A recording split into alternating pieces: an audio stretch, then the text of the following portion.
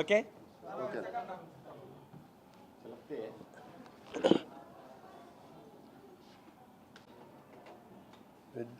యువకులు ఈ క్రికెట్ విజయోత్సాహంతో జరిగినటువంటి సంబరాల్లో చనిపోయారు తొక్కిసాటితో. సో ఉత్సాహం ఉండడం వేరు, దానికి స్పందన జనం రావడం సహజమే. కానీ దీన్ని కనిపెట్టడంలో ప్రభుత్వ నిఘా వైఫల్యాలు జరుగుతూ ఉన్నాయి. మొట్టమొదటి నేను వాళ్ళకి సంతాపం తెలియజేస్తున్నా. దానిలో మరణించినటువంటి యువకులకి సిపిఐ తరఫున ప్రకార సంతాపం తెలియజేస్తూ శతఘాతులకు నేను సానుభూతిని తెలియజేస్తున్నాను. వాళ్ళు తగినటువంటి సహాయం చేయమని కోరుతా ఉన్నాను. ఇది గతంలో తిరుపతిలో జరిగింది, ఇప్పుడు ఇక్కడ జరిగింది. అంటే ఒక ఫంక్షన్స్ జరుగుతున్నప్పుడు నిఘా విభాగం ఏం చేస్తుంది? ఏ విజయోత్సవాల్లో లేదంటే ఏ ఫంక్షన్స్లో ఎలాంటి స్పందన ఉంటుందో అది కనిపెట్టడమే నిఘా విభాగంలో స్పెషాలిటీ. అది చేయకుండా నిఘా ఏముంది? మామూలు మేము ఊరికి మొదలు పెడితే ముందులో చెప్తారు, మాకు మీ వాళ్ళు ఎంతమంది వస్తారని చెప్తారు. ఎట్లా మీకు తెలుసు అంటే ప్రతి జిల్లాలో మండలం మా వాళ్ళు ఉన్నారు, వాళ్ళు ఎంక్వైరీ చేస్తున్నారు. దాని ప్రకారం అంటే మాకు తెలియనటువంటి ఉత్సాహం వాళ్ళు చెప్పేవాళ్ళు విషయాలు. అది నిఘా విభాగం అంటే. కానీ ఇప్పుడు నిఘా అట్లేదు. నిఘా విభాగం పాలక వర్గాల చుట్టూ తిరుగుతూ కూర్చుంటారు. అంతేగాని జనం స్పందన, దానిలో రియాక్షను, దాన్ని తీసుకొని జాగ్రత్తలు, అది ఫెయిల్ అయిపోతున్నారు. ఆ విధంగా గతంలో తిరుపతి ఫెయిల్ అయింది, ఇప్పుడు బెంగళూరు ఫెయిల్ అయింది. ఈ విషయంలో జాగ్రత్త పడాల్సి, చనిపోయినాక సంతాపం చెప్పడం కాదు, చనిపోకుండా కాపాడుకోవడంలోనే ప్రత్యేకత. ఆ విషయంలో పాలక వర్గాలు ఫెయిల్ అవుతున్నాయి. I'm sorry for it. మొన్న చంద్రబాబు నాయుడు గారి ఇంటర్వ్యూ ఎన్డీటీవీలో ఇచ్చాడు. నేను పూర్తిగా చూశాను. బాగా డెప్త్ ఉంది, విజన్ ఉంది, దానికి సంబంధించినటువంటి హై టెక్నాలజీకి సంబంధించిన నాలెడ్జ్ ఉంది. ఇవన్నింటినీ బాగా చెప్పాడు. అయితే రాజకీయాలకు స్పందన లేకుండా ఉండదు. దానిలో ఆయన చెప్తూ కమ్యూనిస్ట్ పార్టీని కూడా నేను విభేదించాను అని అన్నాడు ఒక మాట. అది అవసరం లేదు అది.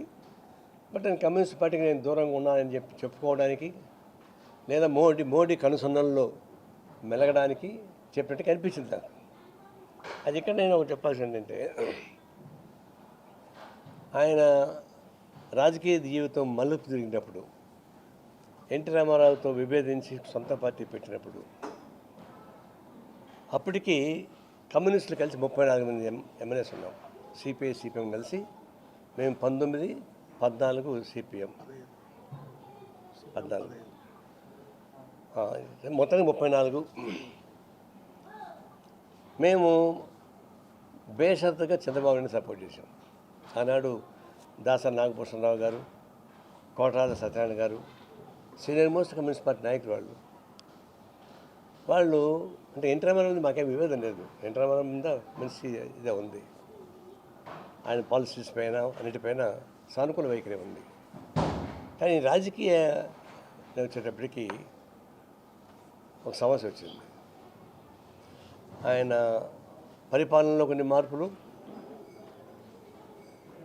గృహ చొరబాటు, ఫ్యామిలీ చొరవ, ఫ్యామిలీతో ఉండకుండా రాజకీయాల్లో కూడా జోక్యం పుచ్చుకోవడం, దీంతో రాజకీయాలు తిరోగమనం అయిపోయేటువంటి ప్రమాదం పసిగట్టిన చంద్రబాబు నాయుడు ఆయన సొంత పార్టీని కాపాడడానికి ఒక తిరుగుబాటు చేశాడు.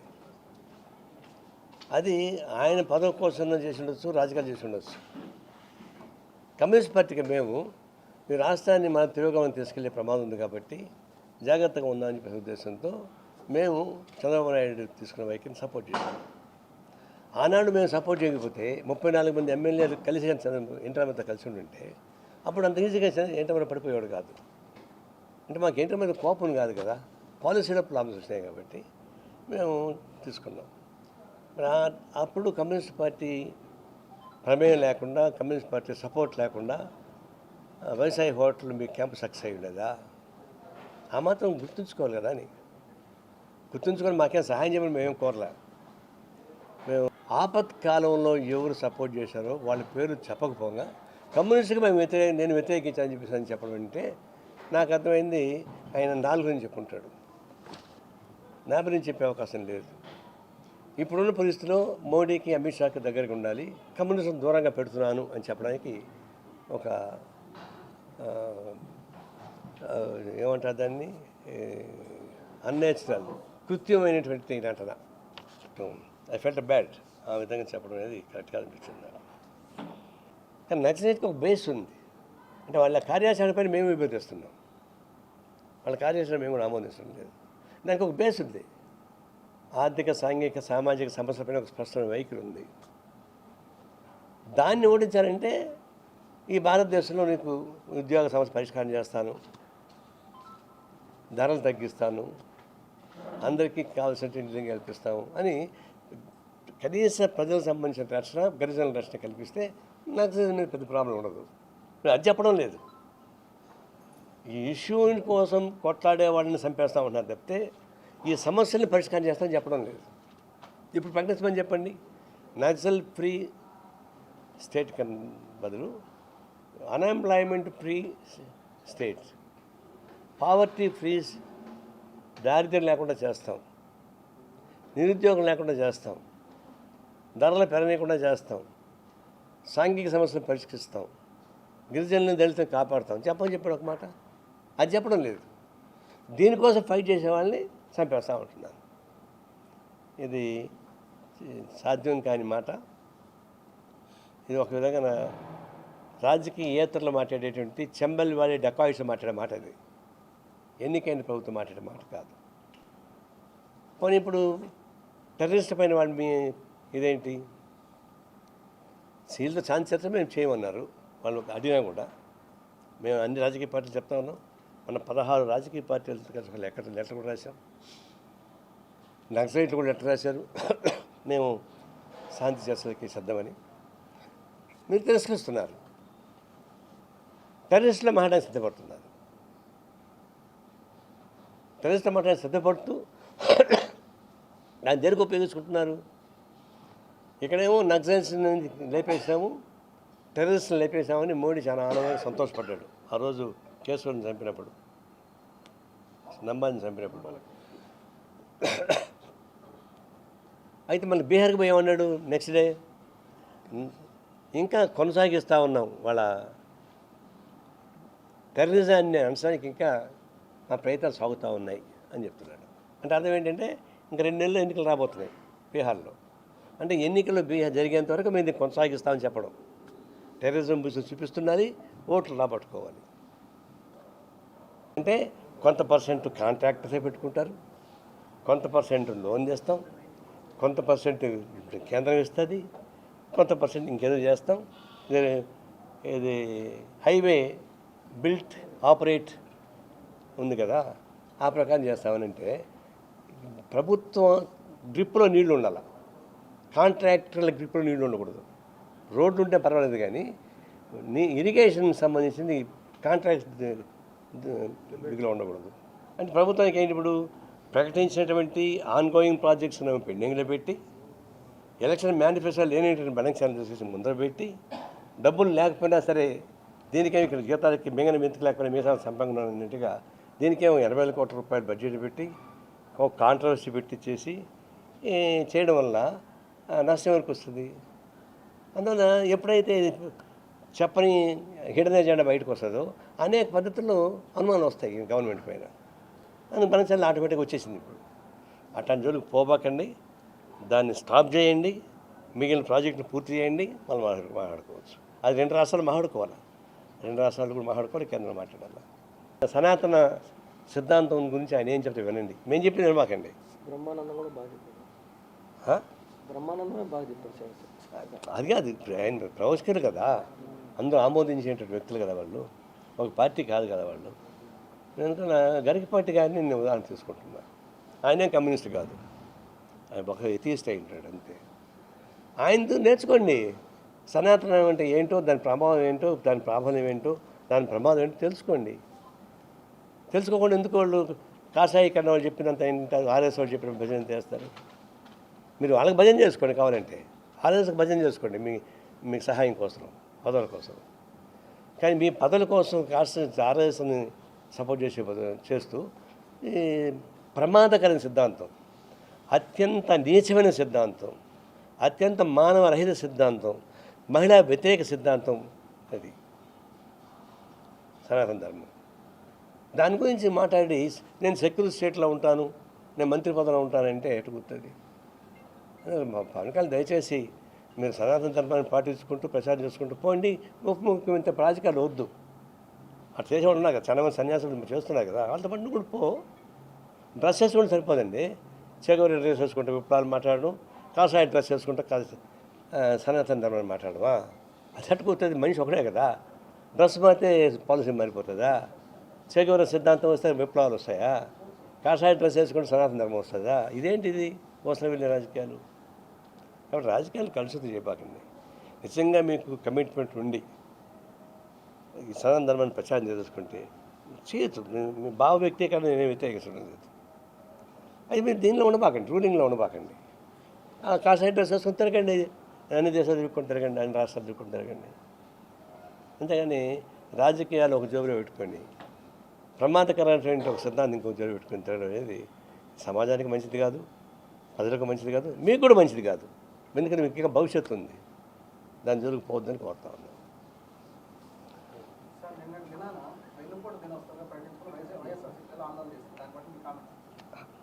వెన్నుపోట్ల వెన్నుపోట్లు మీద ఒక ఆందోళన, వెన్నుపోట్లను ఓడించామని చెప్పని ఇంకొక ఆందోళన, రెండు జరుగుతున్నాయి. ఒకటే కాదు, జరగనేయండి, ఇద్దరు పోటీ పడుకోనేయండి. వెనకండి అదేమి ఎప్పుడైనా నేను చెప్పేసాను. ఇప్పుడు ఈరోజు దేశం రాష్ట్రం మొత్తం మీదుగా కొంతమంది సన్స్లో కూర్చుని పడిపోయారు పాపం వైసీపీ నాయకులు. వాళ్ళకి అలవాటు అదిగా ఎండ తిరిగేది.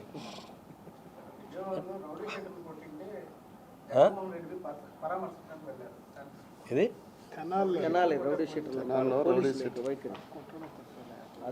రౌడీ షీటర్ వాళ్ళని వీధిలో కుట్టిన వాళ్ళ. అవును, అట్లా ఎట్ట కొడతారు? వాళ్ళు రౌడీ షీటర్ కావచ్చు, వీధిలో పోయి అట్టుకోండి. నేను కూడా చూసా వీడియో. దాడి చేసి అది వేరు, కానీ నడి వీధుల్లో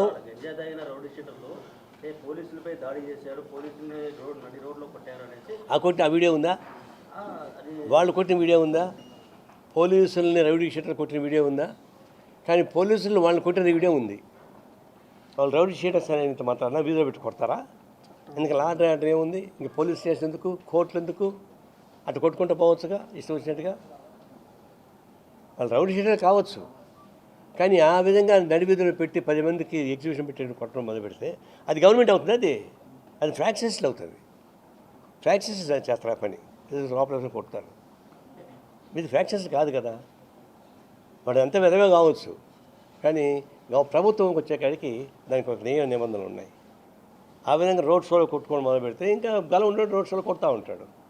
అందువల్ల వాడు వీధి రౌడీలు కావచ్చు, ఎవరు కావచ్చు, కానీ పోలీసులు చేసిన పద్ధతి మాత్రం కరెక్ట్ కాదు. మేము తీవ్రంగా ఖండిస్తున్నాం. వాళ్ళకి మీకు చట్టాలు ఉన్నాయి, పోలీస్ స్టేషన్ తీసుకోవచ్చు, అరెస్ట్ చేయొచ్చు, జైల్లో పెట్టచ్చు. ఇప్పుడు వంశం జైల్లో పెట్టలేదా? ఇంకొక జైల్లో పెట్టి ఇంకొక ఆయన పేరేంటి, నెల్లూరు గోధుమ జైల్లో పెట్టలేదా? మరి పెద్ద పెద్దోళ్ళని జైల్లో పెడతారు కదా, మరి వీళ్ళని జైల్లో పెట్టడానికి ఏమైంది? అందుకని బహిరంగ పశు ప్రదర్శన చేయడం ఏముంటుంది? తీవ్రంగా ఖండిస్తాం. జగన్మోహన్ రెడ్డి పోయి పరామర్శించింది రాజకీయం. అది మేము మాట్లాడేది చట్టబద్ధత మాట్లాడుతున్నాం. ఎవరైనా సరే ఆ విధంగా అంటే ఇప్పుడు కొంతమంది ఆడవాళ్ళని చీరలు ఇప్పి ఓడదీస్తే ఊరేగిస్తుంటారు. అదేమిటి వ్యభిచారం చేస్తుంటారు. అంటే వ్యభిచారం చేస్తే ఊరేగిస్తావా? అయితే మగవాళ్ళు వ్యభిచారం చేస్తే బట్ట తిరుగుతావా, చేస్తారా? ఎటు పోతుంది? అందువల్ల పోలీసుకు వచ్చేకాడికి మీకు నిబంధనలు వేరే ఉన్నాయి, మీకు చట్టాలు జరుగుతున్నాయి. ఆ చట్టాల ప్రకారం పరిష్కారం చేసుకోవాలి తప్ప చట్టాన్ని చేతులు తీసుకుంటే ఎవరు తప్పే. అది పోలీసులు తీసుకున్న తప్పే, మేము తీసుకున్న తప్పే. రాష్ట్ర ముఖ్యమంత్రిని జగన్మోహన్ రెడ్డి తనాల్లో అదే చంద్రబాబు మీద కూడా 26 కేసులు ఉన్నాయి, నడి రోడ్డు మీద ఇచ్చుకుంటే బాగుంటుంది అనేసి ఒక కామెంట్ చేశారు. చంద్రబాబు మీద 26 కేసులు ఉన్నాయి, అతని మీద నడి రోడ్లు ఇచ్చుకుంటే ఇలా బాగుంటుంది అని కామెంట్ చేశారు. కామెంట్ చేయొచ్చు సార్ ముఖ్యమంత్రి. ఈ ఇద్దరు గతంలో కానీ నంద్యాలలో కాదు నేను అది చెప్పడంలా. ఇప్పుడు పోటీ ఎట్లా జరుగుతుందంటే, గతంలో నువ్వు ఇటు మాట్లాడినావు కాబట్టి నేను అట్లా మాట్లాడతాను, గతంలో నువ్వు ఇటు తిట్టావు కాబట్టి నేను ఇటు తిడతాను అని చెప్పేసి అని పోటీ అనేది ఎవరికి మంచిది కాదు. అది చంద్రబాబు నాయుడుకి మంచిది కాదు, జగన్మోహన్ రెడ్డికి మంచిది కాదు. ఇప్పుడు జగన్మోహన్ రెడ్డి అప్పుడు మమ్మల్ని కొట్టాడు కాబట్టి మేము ఇట్లా కొడతామని చెప్పేసి టీడీపీ అనుకుంటే అది కరెక్ట్ కాదు. ఏదైనా నేను కూడా ఆ మాట. ఇది ఈ విషయంలో పోలికలు మంచి కోసం పోల్చుకోండి, ఎట్లా ఉన్నా చెప్పుకోండి అని. అతను చెడు పని చేసినారు కానీ ఇంకా ఎక్కువ చేస్తానని చెప్పేసి మొదలు పెడితే తొంసుంటహా అని చెప్పని ఇద్దరు సొంటలు గురించి మాట్లాడుకుంటూ ఉంటుంది తప్ప ఇంకోటి నాకేం కనపడలేదు.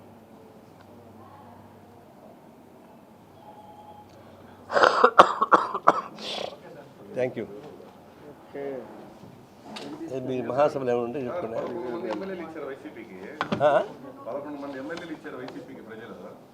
మాట ముందు జగన్మోహన్ రెడ్డి బెంగళూరు వెళ్ళిపోతాం సార్, 20 వెళ్ళిపోయారు. నిన్న పరామర్శ 20 బెంగళూరు. అట్టంటే 40% ఓట్లు వచ్చాయి వాళ్ళు కూడా, వైసీపీకి 40% ఓట్లు వచ్చాయిగా. మరి దాన్ని గుర్తుంచుకోండి.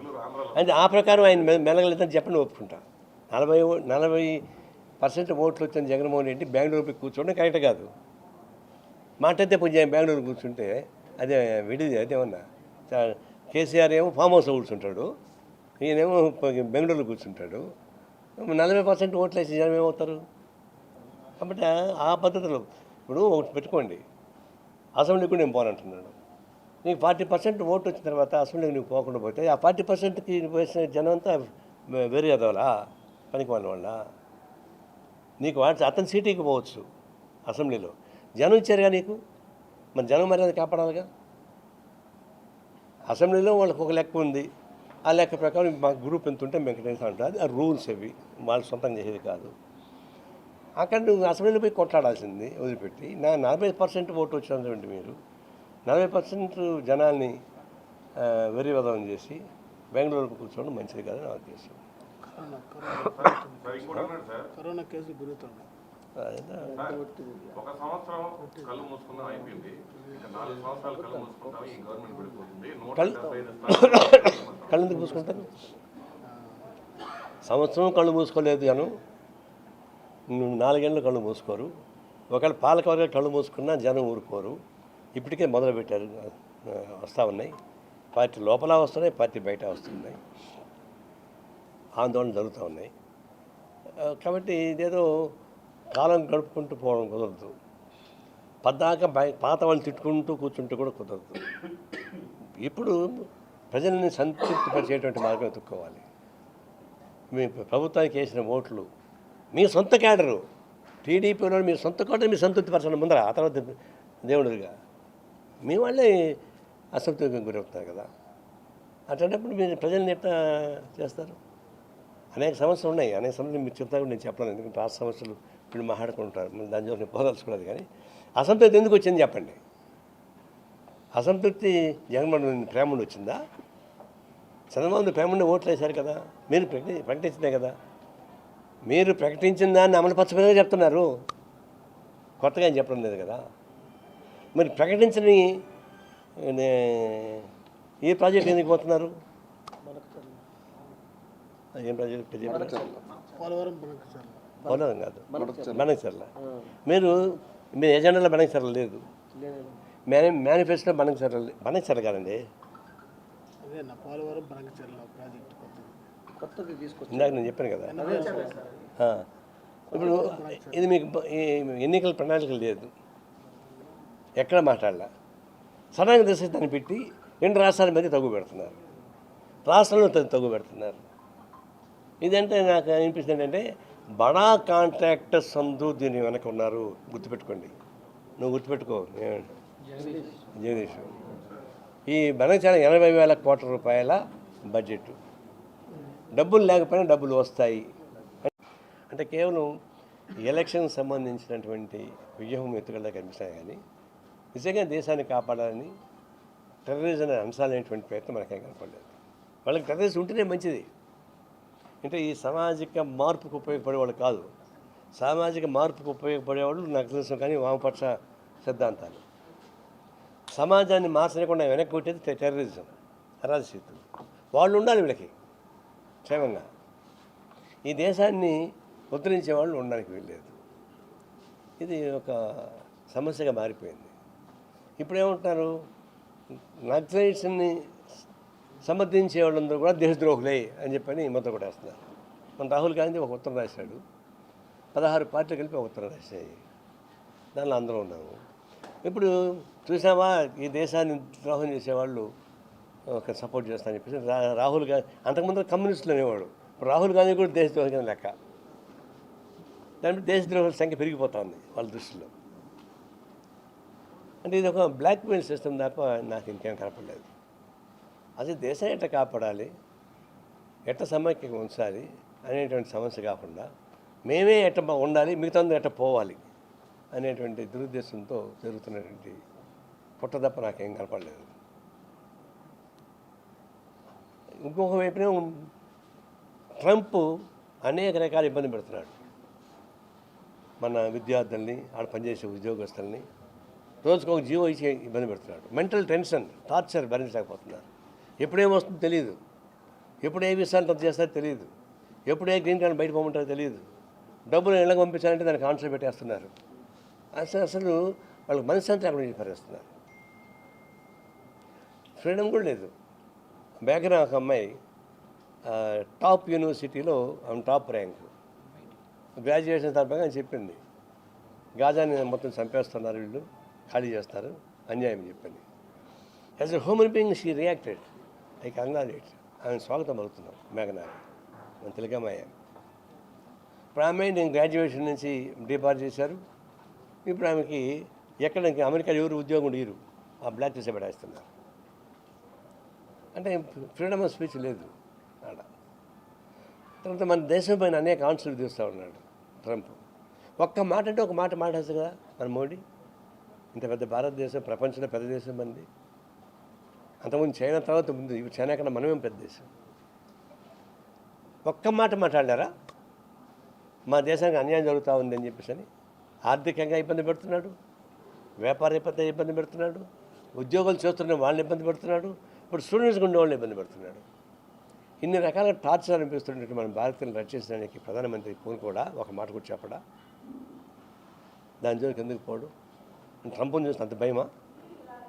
అంత భయపడేవాడు మన భారతదేశం ప్రధానమంత్రిగా ఉంటాడా? ఎప్పుడు ఇంతవరకు లేదే. ఇది అంతర్జాతీయ స్థాయిలో మన తలవంపులు, జాతీయ స్థాయిలో నియంత్రణతో పోకడల వల్ల మేమే ఉండాలి, మీకంతా పోవాలి, మమ్మల్ని ఎదిరించడం చెప్పేసి అనేటువంటి వైఖరి, ఈ 2 వైఖరి తీసుకున్నారు. ఇది చాలా ప్రమాదం. అంతిమంగా జరుగుతుంది. ఇప్పుడు ఒక చర్చ వస్తూ ఉంది అటు తెలంగాణలోను ఆంధ్రలోను నీటి ప్రాజెక్టుల పైన. గతంలో పోలవరం పైన రగడ జరిగేది, మొత్తానికి సమస్య పరిష్కారం అయింది. ఇప్పుడు ఆంధ్ర తెలంగాణలో గొడవలు లేవు, అంతకుముందు ఉండింది. పోలవరం కట్టకూడదని చెప్పేసి అనేమో ఒక వాదన, పోలవరం కట్టాలంటే ఒక వాదన, అది దాని తీవ్రంగా ఉండింది. అప్పుడు కూడా కమ్యూనిస్ట్ పార్టీ ఒకటే చెప్పింది, తెలంగాణలో ఇక్కడ కూడా పోలవరం ఉండాల్సిందే, కట్టాల్సిందే. తెలంగాణలో పోలవరం మీద వ్యతిరేకత ఉన్నా పోలవరం పైన కమ్యూనిస్ట్ పార్టీ నిలబడింది, సిపిఐ ఒకటి నిలబడింది, ఇంకొక పార్టీ నిలబడలేదు. పోలవరం ఉండాల్సిందని చెప్పేసి సరే పరిష్కారం అయింది. అప్పుడు సమస్య వచ్చింది ఎక్కడ వచ్చిందంటే వైఎస్ రాజశేఖర్ వచ్చినప్పుడు వచ్చింది. వైఎస్ రాజశేఖర్ ప్రాజెక్టులు పోలవరం పైన చాలా ఇంపార్టెంట్ ప్రాముఖ్యత ప్లే చేశాడు. చంద్రబాబు నాయుడికి పెద్ద ప్రాజెక్టుల మీద, నీటి ప్రాజెక్టుల మీద పెద్ద మక్కువ లేదు. ఆయనంతా సాఫ్ట్వేరు, ఈ టెక్నాలజీ వాటిపైన ఉన్నటువంటి అది దానికి ఉంటుంది. కానీ ఈ నీళ్లు ప్రాజెక్టులు ఇదంటే ఎందుకు వ్యవసాయం దండగా అనేటువంటి స్థాయి అయింది. అందువల్ల అది కాన్సెప్ట్ ఇంకా మారలే. కానీ ఇప్పుడు బనకచర్ల ఒక సమస్య తీసిపెట్టాడు. బనకచర్ల కొత్త సమస్య, లేని సమస్యను తీసిపెట్టాడు. ఇప్పుడు ఆ బనకచర్ల వల్ల ఏమవుతుంది, తెలంగాణలో వాళ్ళు మళ్ళీ బనకచర్లకు వ్యతిరేకంగా వాళ్ళు ఆందోళన చేస్తున్నారు. ఇప్పుడు బనకచర్ల ప్రతిపాదన పెట్టిన తర్వాత కృష్ణా గుంటూరు జిల్లాలో వ్యతిరేకిస్తున్నారు. ఎందుకంటే ఈ బనకచర్లను పెడితే నీళ్లు మొత్తం గోదావరి నీళ్ళు ఆడికి తీసుకెళ్తే అప్పుడు కృష్ణా నీళ్లు వాళ్ళు పేచేపెట్టే అవకాశం ఉంది కర్ణాటక వాళ్ళు. ఇప్పుడు మాకు నీళ్లు తగ్గుతాయి కదని చెప్పేసి కోస్తా కృష్ణా గుంటూరు జిల్లా పేచేపెడుతున్నారు. అంటే ఏంటిది, బనకచర్ల ఇప్పుడు ప్రస్తుతం ఆవశ్యకత లేదు. ఆల్రెడీ పెండింగ్ ప్రాజెక్ట్స్ ఉన్నాయి మన దగ్గర. గాలేరు నగరి, హంద్రి నేవా, ఇవన్నీ చాలా ఉన్నాయి ప్రాజెక్ట్స్. ఇవన్నీ వదిలిపెట్టి కొత్త సమస్య తెచ్చి పెట్టుకుంటున్నాడు. ముందు ప్రయారిటీ ప్రాజెక్ట్ అనౌన్స్ చేయండి. మీరు గతంలో అనౌన్స్ చేసేటివి పరిపూర్తి చేయండి. ఇది పరిపూర్తి చేయకుండా 80,000 కోట్ల రూపాయల అంచనాతో ఉన్నటువంటి బనకచర్లు తీసుకొచ్చి పెట్టి అదే సముద్రంకి పోయి నీళ్ళు మేము పట్టుకుంటే ఏమవుతుందంటాడు. నిజమే, సముద్రం నీళ్ళు పోయే నీళ్ళు పట్టుకోవడం మంచిదే, కానీ దానివల్ల సమస్య ఏమొస్తూ ఉంది? ఆల్రెడీ పెండింగ్ ప్రాజెక్ట్స్ వెనకబడిపోతున్నాయి. గత 25-30 ఏళ్ళగా ప్రకటించినటువంటి ప్రాజెక్టులు మొత్తం ఆగిపోతున్నాయి. ముందు దీన్ని కట్టుకోవాలి కదా. దాని డబ్బులు ఎక్కడి నుంచి వస్తాయి అంటే ఎక్కడి నుంచో వస్తాయంటాడు. ఆ డబ్బులు దీనికి ఎందుకు రావు? అందులో కమ్యూనిస్ట్ పార్టీ మేము తక్షణం ఫస్ట్ ఇప్పుడు పెండింగ్లో ఉన్న ప్రాజెక్ట్స్ మొత్తం పూర్తి చేయండి. పోలవరం నిర్వాసితుల సమస్య మొత్తం పరిష్కారం చేయండి. నిర్వాసితులకు పరిష్కారం చేయకుండా పోలవరం ఎట్ట కడతారు మీరు? దానికే డబ్బు, దీనికి 6,000 కోట్లు అయితే దానికి 30,000 కోట్లు. దాని జోలికి ఎందుకు పోవడం లేదు? కాబట్టి ఇవన్నీ పరిష్కారం చేసుకుంటూ రాష్ట్రాన్ని సస్యామం చేయండి. మనం మాట్లాడుకోవచ్చు. కానీ దాన్ని తీసుకొచ్చి ముందర పెట్టి బండికి ఈ గుర్రాన్ని ముందు పెడతామా వెనక పెడతామా? ఈయన వెనక కట్టాలని చూస్తున్నాడు. ఇట్లాంటి కాంట్రవర్సీని అనవసరంగా తీసుకొచ్చి అటు తెలంగాణ ఇటు ఆంధ్రాలో ఉన్నటువంటి కొన్ని రాష్ట్రాలు, కొన్ని జిల్లాలు విభేదించేటువంటి బనకచర్ల ఎందుకు పెడుతున్నారు మీరు? దానివల్ల ఉన్న ప్రాజెక్టు ఎప్పుడు కడతారు? పెండింగ్ ప్రాజెక్టులు ఎప్పుడు కడతారు? ఇది కట్టుకుంటే దాని జోలికి వెళ్తే ఆ సమస్య ఈ సమస్య మొత్తం జటిలమైపోయి చివరికి మీ ఈ 4 సంవత్సరాలు పెండి కాలం కాస్త గడిచిపోతుంది. మళ్ళీ రాష్ట్రానికి అన్యాయం చేసి అవుతాం. ఇప్పటికే ఒక నెగిటివ్ పాయింట్స్ వస్తున్నాయి. సంవత్సరం అయిపోయింది, సంవత్సరం అయిన తర్వాత మా సమస్య పరిష్కారం కాదని చెప్పినారు కొంతమంది. ఇంకా కూడా కింద పరిపాలన మొత్తం మీది కాదు, పై పరిపాలన మీద ఉంది. ఉపరితలం మాత్రం టీడీపీది, మిగతాంతా మీది కాదని చెప్పేసి అభిప్రాయం ఉంది. దాని జోలికి మేము పోలేదు. ఫీలింగ్ ఉండొచ్చు. మీరు ఎక్కువ హామీలు ఇచ్చారు, అది పరిష్కారం చేసుకోవడానికి ప్రయత్నం చేసుకోవాలి. అవి లేకుండా అది వాయిదా చేస్తే ఇప్పుడు వాళ్ళు ఏమంటే ఏమి ఎక్స్పెక్ట్ చేసాం అనుకున్న ప్రకారం మాకేం సమస్య పరిష్కారం కాలేదు. రీఎంబర్స్మెంట్ ఇవ్వకపోతే నాకు అర్థం కాదు. ఫీజులు రీఎంబర్స్మెంట్ ఇవ్వకపోతే పిల్లకాయలకు సర్టిఫికేట్ ఇయ్యరు కదా. జెన్యున్ ప్రాజెక్టులకు పనిచేసే కాంట్రాక్టర్స్ వాళ్ళకి బిల్స్ ఇవ్వడం లేదు. అది ఇంపార్టెంట్. ఈ 2 ఇంపార్టెంట్ మిస్ చేస్తున్నారు. మిగతా ఎంప్లాయ్మెంట్ ఆ గొడవలు చాలా ఉన్నాయి. అందువల్ల దీన్ని 5 ఏళ్ల పాటు ఫైట్ చేసి తెచ్చుకునేటువంటి ప్రభుత్వాన్ని సంవత్సరంలోనే ఇంత స్పీడ్గా విష్ణు చక్రం ముందుకు తిరగాలి. ఇది వెనక్కి తిరిగే ప్రయత్నాలు జరుగుతూ ఉన్నాయి, గుర్తుంచుకోండి. ముందు తిరగాల్సిన చక్రాన్ని తాత్కాలికంగా ఆగుతూ ఉంది. ఆగితే అది వెనక్కపోతే ముందుకు పోదు. ఇప్పుడైనా జాగ్రత్త పడి గ్రౌండ్ లెవెల్లో మీరు మహాసభ బాగా జరిగింది. అధికారంలో ఉన్న పార్టీ అది మహాసభ పెట్టే బాగా జరుగుతుంది. అధికారం లేనిప్పుడు మహాసభ చూసుకోవచ్చు. బాగా జరిగింది, మంచిది. పట్టాభిషేకం చేసేసారు, బాగానే ఉంది. అంతవరకు క్లియర్ చేసుకున్నారు. కానీ కింద పరిపాలనకు వచ్చేకాడికి ఆ సమస్య అట్లా పరిష్కారం కావలేదు. అది పరిష్కారం కాకపోతే నష్టం ఏమొస్తుందంటే మళ్ళీ ఈ ప్రభుత్వం మీద వ్యతిరేకత పెరిగితే నష్టం మళ్ళీ రాష్ట్ర ప్రజలకు వస్తుంది. మీకు సమస్య ఏమొస్తుందంటే అచ్చగా టీడీపీ పరిపాలన అయితే ప్రాబ్లం ఉంటుందో తెలియదు నాకు. బీజేపీ ఒక పక్క, పవన్ కళ్యాణ్ ఒక పక్క, ఈయన ఒక పక్క. ఈయన ఒక్కొక్కరు ప్రయత్నం. పవన్ కళ్యాణ్ ఏమో ఇంకా ఈ దేశాన్ని ఎన్నిక తీసుకోవాలా, సనాతన ధర్మాన్ని తీసుకెళ్ళాలని చెప్పేసి ఆయన ప్రయత్నం. ఈ సనాతన ధర్మం ఏంటో ఆయన తెలుసుకుంటే బాగుండు. గ్రామాలకు పోయి సనాతన ధర్మం యొక్క ఫిలాసఫీని కానీ చదివి వినిపిస్తే అప్పుడు వాళ్ళు దేంతో కొడతారో తెలుసుకోవచ్చు. లేదా ప్రవచకులు ఉన్నారు,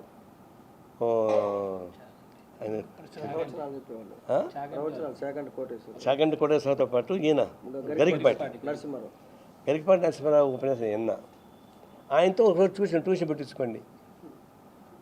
గరికపాటితో ఒక ట్యూషన్ ఇప్పించుకోండి.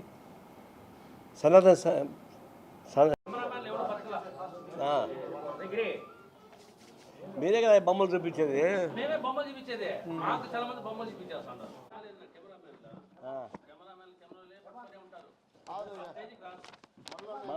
మాట చెప్పించేది కాదు, మాట చెప్పించేది మీరే కాదు. అట్టే లేదు, మీరు ప్రమోషన్ వస్తుందా?